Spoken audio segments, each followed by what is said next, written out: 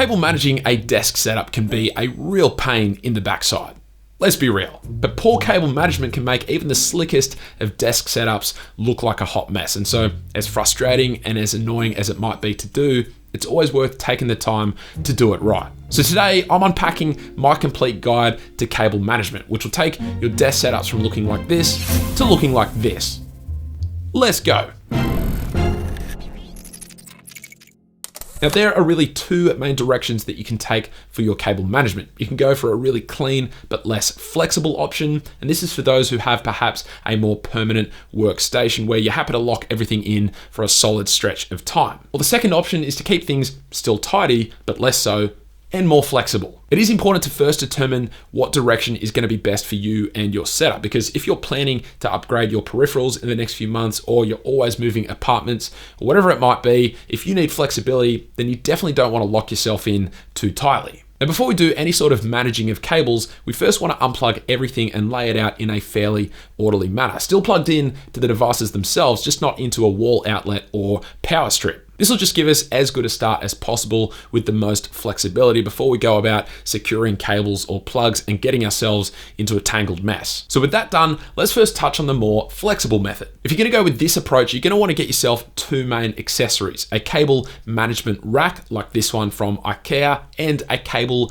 management box like this one also from IKEA. So you screw the cable management rack into the underside of your table, and then you load in all of your excess cables and a power strip as well, preferably, and that helps to keep all of your messy cables off the floor, suspended below the table, which is a great first step in your cable management. From there, you just run the power strip cord along the underside of your table using some cable clips like so, and then ideally you run the cable down behind a set of drawers on one side or one of your table's legs, and that runs into your wall plug. Any extra cable length can be run through that cable management box, as well as any extra power strip that you might be using, and bada boom, bada bing, you've just really cleaned up your desk setup. Now, this sort of approach to cable management looks best when you're standing in your room or your eyesight is above your table. Anytime you get too low, and you will start to see that cable management rack and some cables as well. So there is a more refined approach that we can take, and that is using cable runways. Now, alongside the cable runway, we're also going to be using these super strong double-sided adhesive strips. Mine are from 3M and they've worked really well for me,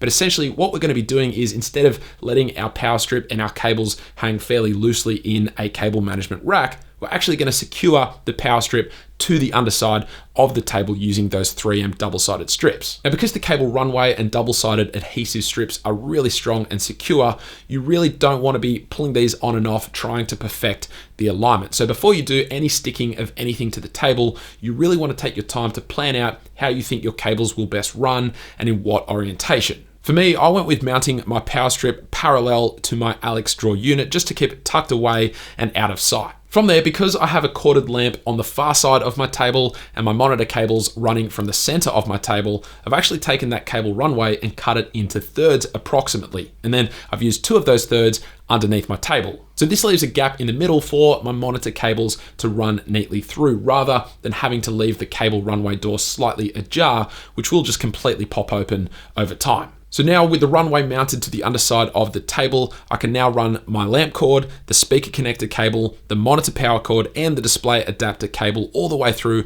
and plug them into the power strip like so. From there, I was tossing up between running just a power board directly from the wall outlet there, or using a short extension cable to further its run, and I ended up deciding to use the short extension cable, and this allowed me to hide the power strip comfortably behind my Alex drawer unit and in this IKEA cable management box. I was also able to run my speaker power unit and cable down and into this cable management box, as well as a few other cables that I was needing to run to my computer, such as the one from my wireless charger and the USB extension cable that I have attached to an SD card reader and mounted to the underside of my worktop using a 3M strip. And aside from the extra storage capability, having a drawer unit like this one is a really easy way to hide a bunch of cables, even if they are somewhat neatly organized into a cable management box like this. So finally, to help clean up this unsightly extension cable in the middle of my desk here, I'll use that leftover third that I cut from my cable runway and attach that to the wall using the adhesive and run the cable through that.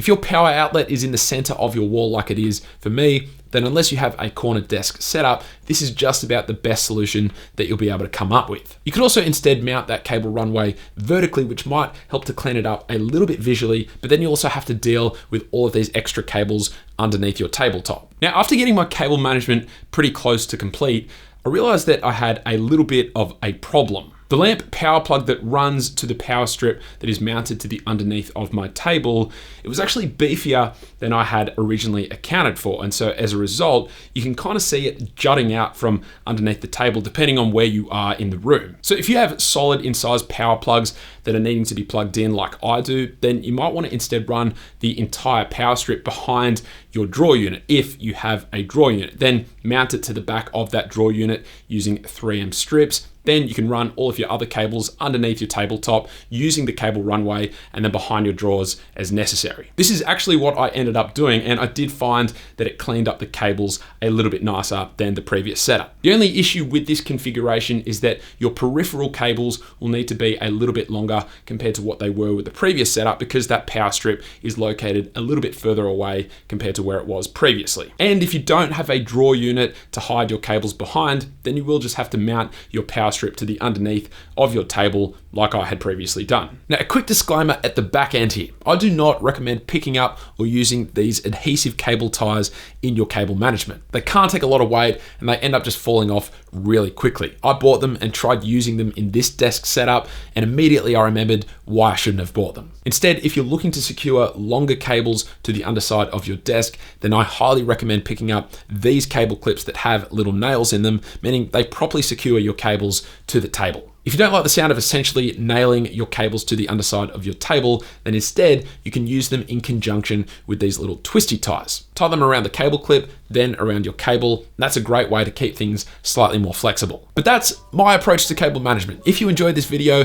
or you found it helpful, then a sub would be amazing. And if you haven't already checked out my course on creating cinematic technology videos, then I'll leave a link to that below. Aside from that, thank you all very much for watching, and I will catch you later.